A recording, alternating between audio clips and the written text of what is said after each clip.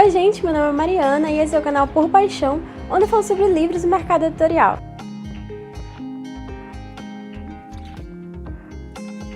Hoje vim falar com vocês sobre mais uma série de romance de época. Se você já me acompanha aqui no canal, sabe que quando eu leio um romance de época, eu leio toda a série e depois faço uma resenha geral aqui. Então esse é mais um vídeo desse tipo e eu vou falar dessa série aqui, da Lisa Kleypas, que é a série Os Ravenous, que está sendo lançada pela editora Arqueiro. Essa série tem 6 livros, mas aqui só tem 5 porque a Arqueiro só publicou os 5 primeiros livros até agora. O 6º livro foi lançado em inglês em fevereiro desse ano, então provavelmente no segundo semestre ou no primeiro semestre do próximo ano é que o 6º livro vai sair aqui no Brasil. Mas como eu queria muito ler essa série, eu acabei lendo os 5 livros em português mesmo e o último livro eu li em inglês pelo Kindle. No geral, essa série vai falar sobre a família Ravenous. Devon, ele é daqueles caras que não querem nada com nada, não tem responsabilidade alguma, porque ele não tem nenhuma ligação com as responsabilidades do nome dele, etc e tal. Mas isso muda quando Theo Ravenous, que é um primo distante dele, morre num acidente em casa. E Devon tem que arcar com todas as responsabilidades que ele tinha. A fortuna, né, da família Ravenous, as propriedades e a família de Theo também. E é essa história, esse começo que a gente vai ver no primeiro livro, que é esse aqui, Um Sedutor Sem Coração, que é quando Devon recebe a notícia que o primo distante dele morreu e ele vai ter que ficar com a propriedade, né? Vai ter que lidar com a viúva de Theo e com as 3 irmãs dele. E no primeiro momento, Devon, que nunca teve uma responsabilidade na vida, pensa em vender tudo e deixar tudo ao Deus dará. Ele não quer nenhuma responsabilidade desse tipo. O irmão dele, Weston Ravenous, também pensa da mesma forma, também não quer responsabilidade alguma. E aí Devon vai lá, né, pra propriedade principal, conhecer todo mundo, e ele conhece a viúva de Theo, que é a Kathleen, e eles acabam tendo algum tipo de atração. É meio óbvio, né, principalmente porque a série tem continuação, de que eles dois ficam juntos. Eu espero que você seja como eu, que acha melhor saber como isso aconteceu, o desenvolvimento dessa história inteira, do que saber apenas o final. Mas é isso, é basicamente isso a história desse primeiro livro. O segundo livro é esse aqui, Uma Noiva para Winterborne, que vai contar a história da irmã mais velha de Theo, que é a Ellen. A história da Ellen, ela começa meio que como um casamento arranjado. O Winterborne é o dono da maior loja de departamento, acho que posso dizer assim, de Londres daquela época. É uma coisa assim absurda, porque ele não é aristocrata, ele não nasceu com dinheiro, o pai dele sempre foi comerciante e ele conseguiu levar o comércio do pai para um novo patamar e por isso ele não é aceito na sociedade. Mas mesmo assim, ele tem muito dinheiro, ele tem muito poder. E o Devon, lá do primeiro livro, né, o patriarca da família, entre aspas, num primeiro momento ele acha que vai ser interessante para ambas as partes que esse casamento ocorra, da Ellen com o Winterborne. De um lado, porque Devon precisa despachar as solteiras da família, né? E de outro, porque o Winterborne, apesar de ser muito rico, ele precisa de um nome aristocrático. Então, casar com uma mulher da aristocracia vai fazer bem à reputação dele. Já no final do primeiro livro, ocorre um mal-entendido, né, entre as duas partes, e eles começam esse segundo livro numa pegada diferente. É tanto que a Ellen, que no primeiro livro é sempre descrita como uma personagem calada, tímida, que nunca fala abertamente o que quer, uma pessoa muito reservada e tal, ela toma as rédeas da situação nesse segundo livro. É muito bonito, é muito legal de ler sobre isso, porque no primeiro livro é como se ela fosse levada, sabe? Ela tá sendo levada pela onda, mas nesse segundo livro ela percebe que ela não quer ser levada, mas ao mesmo tempo ela está indo no mesmo caminho da onda. Nesse livro, além do desenvolvimento, né, familiar e do romance entre os dois, também tem uma narrativa secundária de segredo, né? Tem um pouquinho de suspense, assim, uma coisa que não devia, uma coisa que pode mudar todos os planos. E eu achei muito interessante, assim, como, de novo, a Ellen toma as rédeas da situação e faz o que ela acha que é necessário e o que acha que vai ser melhor para todos, inclusive para ela mesma, e tenta resolver a situação da melhor forma possível. Esse terceiro livro, que é Um Acordo Pecaminoso, ele começa assim de um jeito muito clichê, de um jeito muito tosco, mas ele vai se desenvolvendo e vai melhorando. Por quê? Essa é a história de uma das irmãs do Theo, né? Uma das protegidas do Devon Ravenel. E, logicamente, ela precisa de um bom casamento. E ela tá numa festa, né? Da sociedade, tá achando um saco, porque ninguém conversa sobre coisas interessantes, é sempre conversa sobre o clima. E ela não aguenta mais falar sobre o clima. E ela também não dança, então ela fica apenas na lateral do salão e tal. Então uma amiga dela tava com um cara fora da casa, né, e acaba perdendo um brinco. E essa amiga pede pra ela para que ajude a encontrar o brinco. E a Pandora acha essa ajuda uma possibilidade de sair do salão, né, de sair daquela loucura, enfim, de se ausentar. Então ela vai no local onde a amiga perdeu o brinco, né? O brinco ela encontra atrás de um banco e ela vai tentar pegar o brinco e acaba ficando presa no banco, porque o banco tem um monte de arabescos e ela tá com um vestido enorme, enfim. E ela é encontrada presa nesse banco por Gabriel St. Vincent, que inclusive é o filho do antigo Lord St. Vincent, que você pode ler a história dele na série As Quatro Estações do Amor, que é uma série que eu já comentei aqui no canal, então eu vou deixar o link pro vídeo onde eu falo dela, né, da série toda, aqui embaixo, pra você ver. É uma história tão fofa e interessante quanto essa, e é um meio de linkar todas as séries da Lisa Kleypas, né, que ela faz muito isso. Enfim, voltando pra essa série, o Gabriel St. Vincent, ele encontra a Pandora nessa situação, né, que pode ser vista como comprometedora, e é vista como comprometedora para dois homens que estão passando no local naquele momento. Só que é tudo meio que uma armação, né, de um dos caras que aparece lá, apesar de ele não ter planejado isso, mas assim que ele vê, ele tenta ver uma situação comprometedora para conseguir um casamento incrível para Pandora. Só que tem um problema.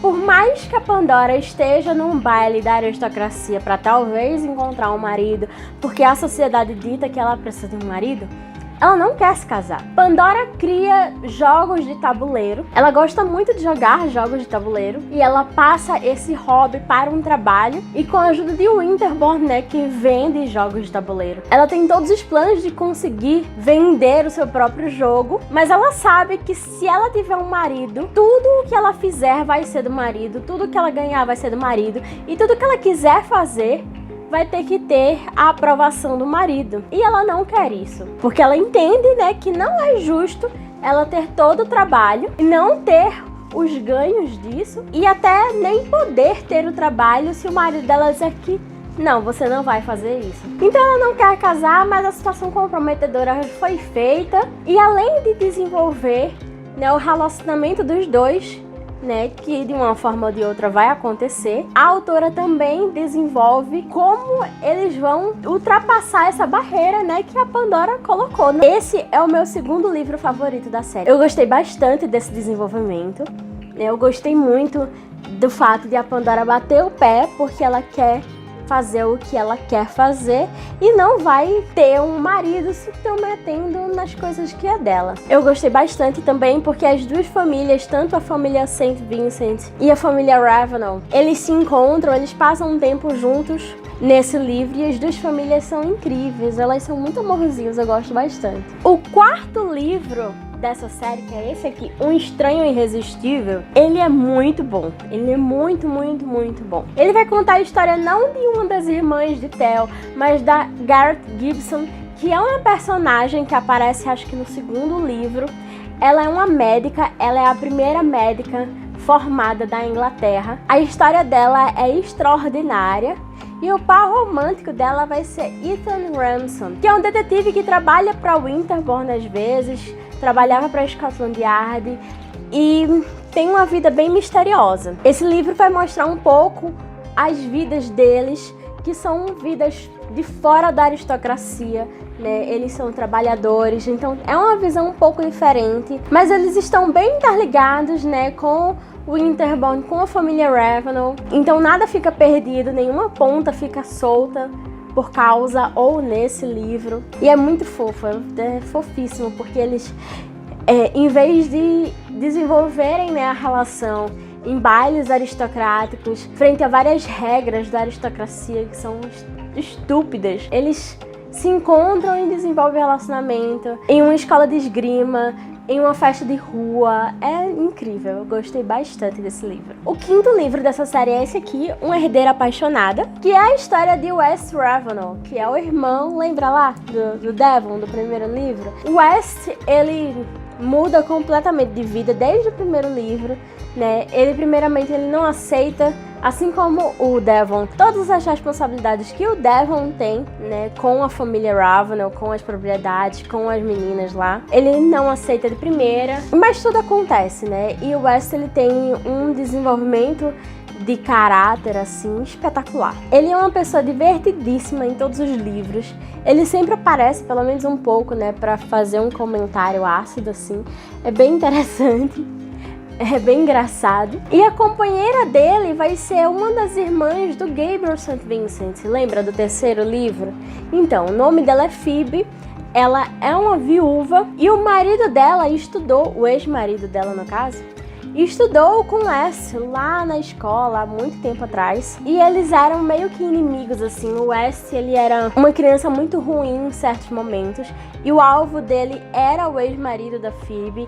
E todas as histórias que eles compartilharam por cartas, né, o marido e a Phoebe, ficou gravado nela, né, por causa do West. A West fez isso comigo, o West fez aquilo comigo. Então isso ficou muito gravado nela, ela ficou com muito ranço do West. E aí eles se conhecem, já com a Phoebe viúva, né, ela ainda sente muito a falta do marido. E demora um pouco para ela se desprender do passado. Só que uma coisa que ajuda a esse desenvolvimento de relacionamento é que o West cuida, assim, dos arrendatários, né, da fazenda, da propriedade em si, dos Ravenels, como se fosse um administrador. E a Phoebe, ela precisa administrar a casa que era do marido dela, né, a casa da família do marido dela. E esse trabalho tá sendo feito por um primo dele, né, que tá administrando, talvez bem, talvez mal, ela não sabe porque ela nunca se ligou nisso, apesar de querer. E enfim, meio que se desenvolve assim, meio que se desenrola assim. O interessante desse livro é que a Phoebe já é viúva, ela já tem 2 filhos, então isso muda um pouco a percepção dela, né, como mulher, e também como mulher sendo vista pela aristocracia, né? Ela não é uma solteira, ela é uma viúva já.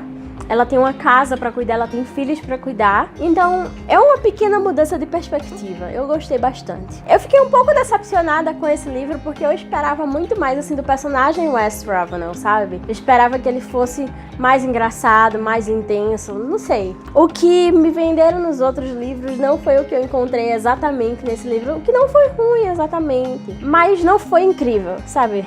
Eu pensava que esse seria o meu livro favorito, mas não foi. Mas não é ruim. E o sexto e último livro da série, que eu não tenho físico, então a capa vai estar aqui do lado, é o Chasing Cassandra, né? A Cassandra é a última irmã solteira da família Ravenel, o que é bem surpreendente porque ela é muito bonita, ela sempre quis casar, ao contrário de Pandora. Inclusive ela é irmã gêmea de Pandora e ela sempre quis casar e ela sempre quis ter sua própria família, mas ela é a última a encontrar esse casamento. Esse livro, ele se passa assim entre o terceiro e o quarto livro, na realidade. Esse livro começa no casamento da Pandora. Então, um dia antes, né, do casamento da Pandora, a família toda tá reunida na casa Ravenel, né, os convidados estão todos lá. E a Cassandra entra numa sala de música, sei lá, pra conversar com o West. E ela quer falar com ele sobre essa questão do casamento, porque ela tá com muito medo de não se casar, ela tá triste por todo mundo já ter se casado. Ela tá feliz com o casamento de Pandora, mas ao mesmo tempo triste porque ela não está casada. Só que ela não percebe que existe outra pessoa, além dela e do West, na sala em que eles estão.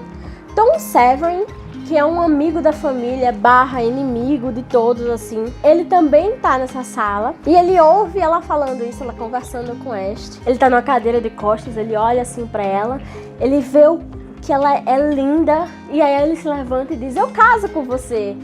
Uma coisa totalmente do nada, assim, muito estranho. E eles não se conhecem, né? A Cassandra e o Tom Severin não se conhecem, apesar de ele ser, né, uma pessoa com quem os Raveners fazem muitos negócios. Ele é muito rico, ele é dono das ferrovias, das coisas de construção, enfim, ele tem muitos negócios, ele é muito poderoso na sociedade, apesar de não ser exatamente aristocrata também, como o Winterborn. Mas enfim, ele e a Cassandra não se conhecem até esse momento em que ele diz que vai se casar com ela, e a partir daí ele tenta cortejá-la. Só que a família é totalmente contra, porque conhecem que ele não é uma pessoa com um bom caráter, não é uma pessoa boa. E o desenvolvimento do relacionamento deles é lindo. Esse é meu livro favorito, porque a Cassandra é uma leitora assídua. E durante o livro, ela vai tentar convencer o Tom Severin de ler também. É muito interessante, é muito gracioso ler sobre isso. Eu gosto muito quando os personagens de livros leem livros, e o relacionamento que eles constroem é muito bonito. É muito interessante ver como os valores do Tom Severin são diferentes, as demonstrações de afeto e de amor dele são diferentes. Ele quer dar fundos imundos, enfim. É muito interessante essa construção. Eu acho que foi um ótimo fechamento para a série, né? Basicamente todos os personagens mais ou menos principais que aparecem durante a série inteira, eles são meio que conectados. De um modo geral, é uma série muitíssimo boa. Todos os livros são muito bons. Não tem nenhum que seja assim muito diferente dos outros, sabe? Todos mantêm o mesmo nível.